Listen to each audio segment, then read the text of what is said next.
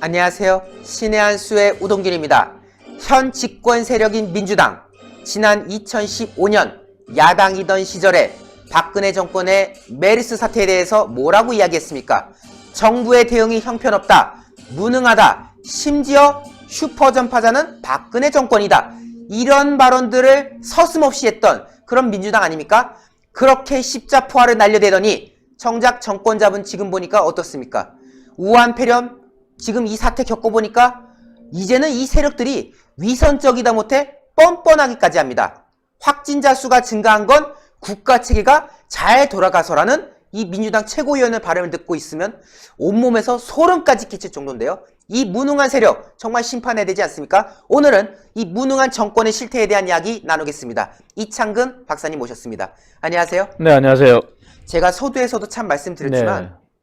참 그 메르스 사태 때 네. 전 지금도 기억에 남거든요. 네네. 뭐 방역망이 어떻다, 무능하다, 슈퍼전파자는 뭐 다 필요 없고 정부다, 네. 이런 말을 떠들었던 그 사람들이 지금 자기들이 정권 잡아서 하는 거 보니까 어디 가서 지금 명함을 내밀 수가 없는 수준 아닙니까? 그렇습니다. 부끄럽습니다. 네. 다른 무엇보다도 가장 심각한 문재인 대통령의 발언을, 과거 발언을 되짚어 봐야 되는데요. 문재인 대통령 당시에 이런 얘기를 했습니다. 보건당국의 안이한 대응으로 국민의 불안과 공포가 최고조에 달해 있다.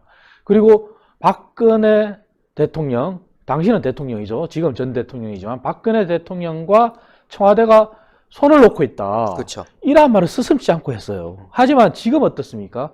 저희가 메르스를 다시 한번 되돌아보면요. 메르스는 5월 4일 날 카타르에서 귀국한 환자가 첫 번째 확진이 되면서 처음 시작이 됐습니다. 그리고 전체 환자가 약 186명 정도, 한 2달 정도 끌고 갔습니다. 그리고 정부가 사실상 종식 선언을 한 거는 7월 6일이었습니다. 그리고 마지막 환자가 퇴원하기까지, 그래서 완전한 종식을 했는 거는 결국은 11월 25일까지 갑니다.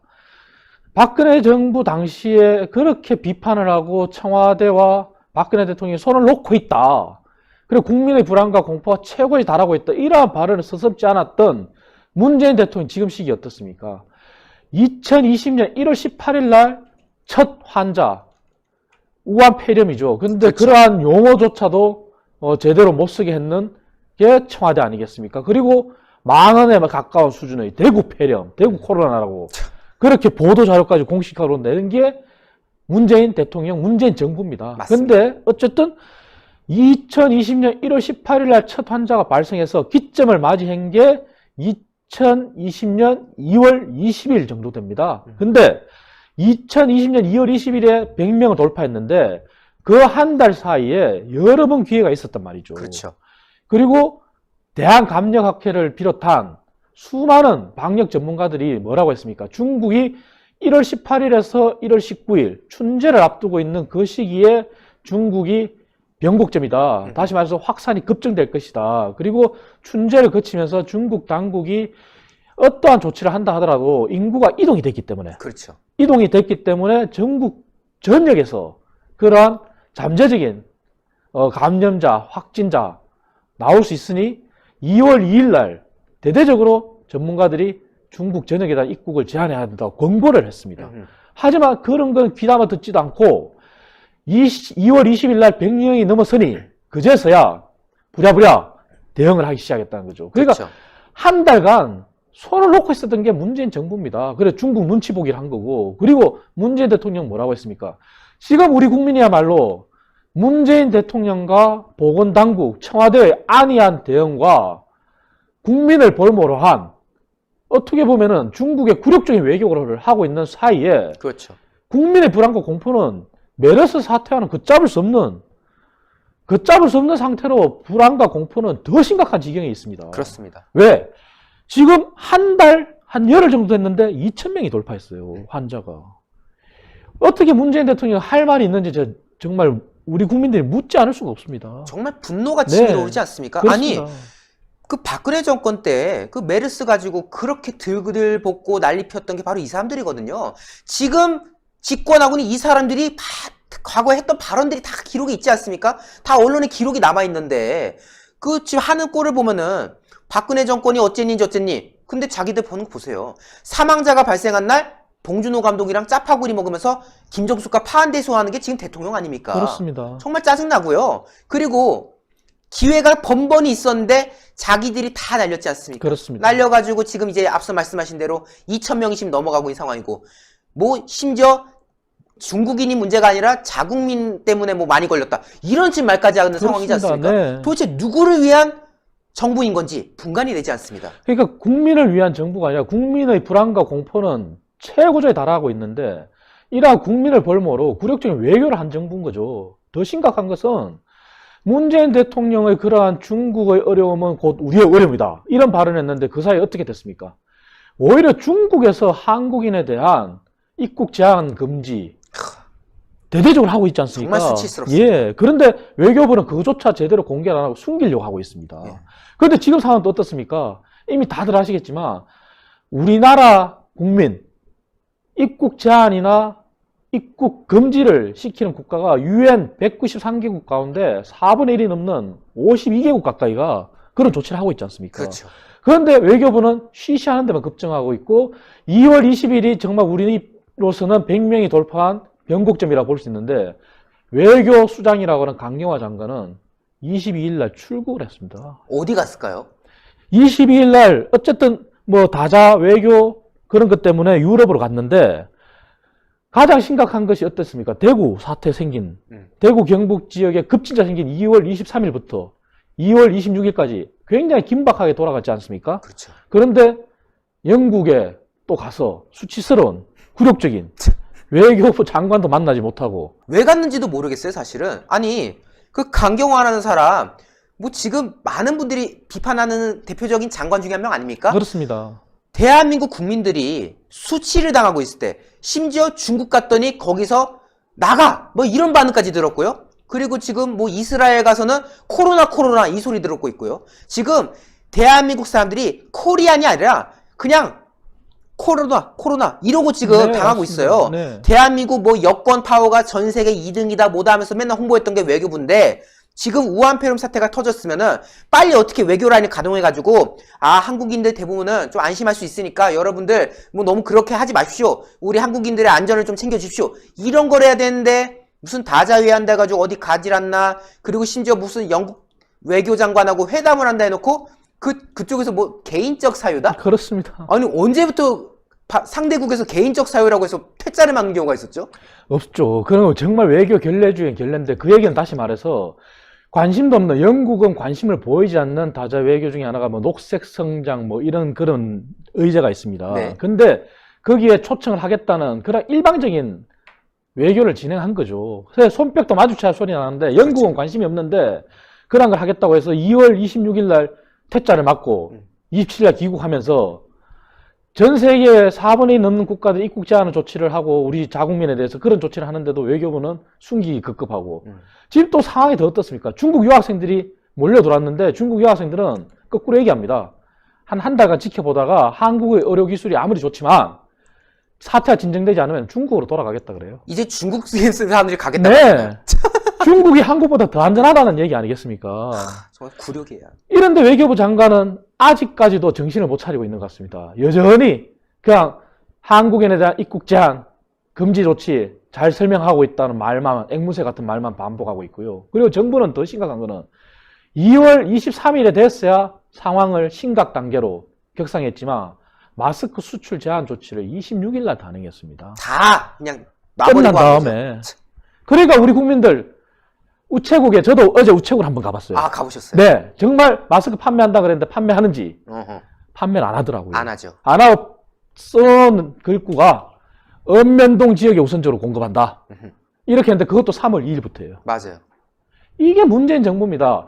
문재인 정부가 과연 박근혜 정부 당시의 방역 체계, 보건당국의 대응이 안일했고 국민 공포와 불안을 최고조에 몰아넣고 박근혜 대통령과 청와대가 손을 놓고 있었고 이런 말을 할 자격이 있는지 문재인 대통령 한 달 열흘간 환자가 1명에서 2,000명 돌파하는 이 순간까지 무엇을 했는지 묻지 않을 수 없습니다. 그리고 박근혜 대통령 당시의 대응이 그래도 그나마 옳았다. 제대로 됐다 하는 게 증명이 되고 있는 겁니다. 증명이 되는 거죠. 전문가들은 2월 23일에 또 이런 공고도 했어요. 이제 중앙 재난 차원의 컨트롤 타워가 작동이 안 된다. 지역 단위의 방역 체계로 돌아가야 된다고 그랬어요. 근데도 끝까지 고집하고 있지 않습니까? 그렇죠. 국무총리 대구 내려가서 진두주의 한다고 하지만 쇼죠. 쇼죠. 그럼 가서 뭐가 예. 달라지는데요? 차라리 정말 할 거면은 지자체 장들이 나서서 대구, 경북에 있는 환자들을 받니 안 받니 이러한 논쟁에 빠지기 전에 컨트롤 타워로서 전국의 모든 병실들 개방해라. 이런 조치라도 나왔어야죠. 근데 그런 조치조차 안 나온 게 문재인 정부 아니겠습니까? 지금 저는 뭐 아까 마스크 얘기도 했으니까 생각나는 게 지금 돌이켜 생각해보면은 박근혜 정권 때 그 메르스가 터지는 그 와중에 그래가지고 온 언론과 그 야당, 그 당시 야당이면 민주당이죠. 그렇게 난리를 펼 때 그래도 국민들이 마스크 사는 문제로 걱정을 했던 기억은 없단 말이에요. 없습니다. 네. 그런데 지금 하는 거 보십시오. 우한폐렴 이번에 3억 5천만 장의 마스크가 중국으로 그냥 갔다는 거 아닙니까? 그렇습니다. 그리고 지금 이 순간에도 검색을 해보니까 무슨 한 사람이 마스크 10,000장을 어디서 구해와가지고 그걸 박스가리에서 지금 반출하고 있고요. 심지어 지금 조치를 취한 거라고는 뭐 300장까지는 뭐 나가게 해주겠다? 이런 말 하고 있어요. 정작 앞서 말씀하신 그 우체국 네. 뭐 팔지도 않지만은 그 농협 하나로마트랑 우체국에서 기껏 내놓는 대책이 국민 1인당 5장까지는 살 수 있다. 지금 중국 사람들은 300장을 들고 와도 아무 말도 안 하면서 지금 국민은 5장을 사라. 지금 이런 상황이거든요. 네. 그리고 뭐 톡 까놓고 말해서 메르스 때 초기 대응 뭐 좀 그런 부분이 있었지만은 그 이후에 전문가들한테 많이 맡겼고 그렇습니다. 또 이후에 백서 만들어서 그거 가지고 이제 가이드라인 세우면 되는 거 아닙니까? 그렇습니다. 근데 메르스 때 그 당시 어떤 과정이 있었고 우리가 뭘 반성해야 되는지 다 적혀있는 그 매뉴얼이 있는데 그거 보기나 했을까요? 봤으면 이런 일이 일어났겠냐고요. 그러니까. 그리고 아까 지적했지만 한 달 열흘이 됐어야 한 달 가까이가 지났어야 마스크 수출 제한 조치를 단행했다는 것도 정부가 잘못한 거지만 우리가 변곡점 몇 군데 있었다 그랬지 않습니까? 무증상 또는 감염 경로를 파악하지 않는 환자가 나타난 시점이 중요한 시점이었단 말이죠. 그렇죠. 그게 2월 16일이었습니다. 감염원이 파악 안 되는. 그러니까 2월 16일에도 찬스가 있었다는 거죠. 근데 2월 16일에도 손을 놓고 있었고 그 대구 경북이 환자가 발생하면서 이게 더 확산이 되는 그 시점에도 손을 놓고 있었고 2월 23일 날 그제서야 심각 단계로 격상하고 한 발이 늦는 게 아니라 2발, 3발, 10발이 늦는 대책을 내놓은 거죠. 외교부 장관은 그 사이에 치욕적인 외교를 하기 위해서 유럽을 떠나고 그렇죠. 이게 대한민국 문재인 정부의 현실입니다. 정말 네. 안타깝습니다. 이 비극을 막을 수 있는 글은 내가 봤을 때 하나밖에 없는 것 같은데요. 그렇습니다. 결국 이 정권을 갈아치워야 되는 거 이거밖에 없는 것 같습니다. 맞습니다. 정말 이거에 대해서 또 우리 시청자분들도 많이 알려야 될 것 같고요. 특히 우리 이창근 박사님께서는 또 선거를 또 준비하는 입장이시잖아요. 네. 아마 지역 주민분들께서도 이와 관련돼서 느끼는 감정이 굉장히 많은 것 같습니다. 그렇습니다. 이와 관련돼서 또 마지막으로 한 말씀 해주시면 좋을 것 네. 같은데요. 어쨌든 문재인 정부의 초기 대응뿐만 아니라 진행되는 몇 번의 기회를 날려버린 무책임한 대응 그리고 굴욕 중인 외교 대응으로 우리 국민들의 불안과 공포에 최고조에 달하고 있습니다. 그럼에도 불구하고 어쨌든 대한민국은 경제가 돌아가고 시장 경제가 돌아가고 자유민주주의 국가입니다. 이러한 국가에서 여러분들이 나서서 결국은 국가를 지키고 우리 가족을 지키고 해야 되는 상황에 놓여 있습니다. 여러분들 이번 총선에서 결국 심판하는 일이 여러분들이 이 나라를 지키는 일이라고 생각합니다. 불안과 공포가 이렇게 휩싸여 있지만 어쨌든 여러분들 스스로가 대응을 잘해서 더 이상 확산되지 않도록 결국 의사들이 나서서 달려가고 하는 게 결국 우리 국민이 달려가는 거 아니겠습니까? 이러한 사태 우리가 제대로 진지하고 이번 총선에서 반드시 심판해야 되겠습니다. 네, 반드시 심판해야겠습니다. 그 과정에 우리 이창근 박사님도 열심히 하고 있으니까요. 많이 성원해 주셔야 될 것 같습니다. 박사님, 오늘 말씀 너무 감사합니다. 네, 감사합니다. 네, 시청자 여러분들. 정말 이제는 웃음밖에 나오지 않아요. 화가 나는 게 아니라 그냥 하루하루를 지켜보고 있으면은 그냥 기가 막혀서 헛웃음밖에 안 나옵니다. 매일 11시, 4시 때마다 이 수치가 나오지 않습니까? 확진자 수가 얼마나 늘어난지. 이걸 지켜보고 있으면요. 정말 그 5년 전에 그들이 야당으로서 그렇게 십자포화를 날렸던 그 말들을 자신들이 이제 되로 받아야 되는 상황 아닌가, 이런 생각밖에 들지 않고요. 지금 결국 국민들의 불안감은 가중되고 있는, 그리고 결국 국민들이 그 고통을 다 떠안아야 되는 상황에 있습니다. 이거 더 이상 벌어져서는 안 됩니다. 이제라도 막아야 되는데요. 그 과정에 저희 신의 한 수도 함께해서 여러분들과 다 같이 심판의 대열에 들어가겠습니다. 영상 추천, 이 엄지를 꼭 눌러주셔서 외부로 많이 영상이 나갈 수 있도록 해주시고요. 구독 안 하신 분들 구독 버튼도 꼭 눌러주셔서 저희 신의 한 수가 더욱더 성장할 수 있도록 많은 분들 응원 부탁드리겠습니다. 여러분 대단히 감사합니다. 감사합니다. 네, 감사합니다. 신의 한 수의 구독, 좋아요, 알림 방법입니다.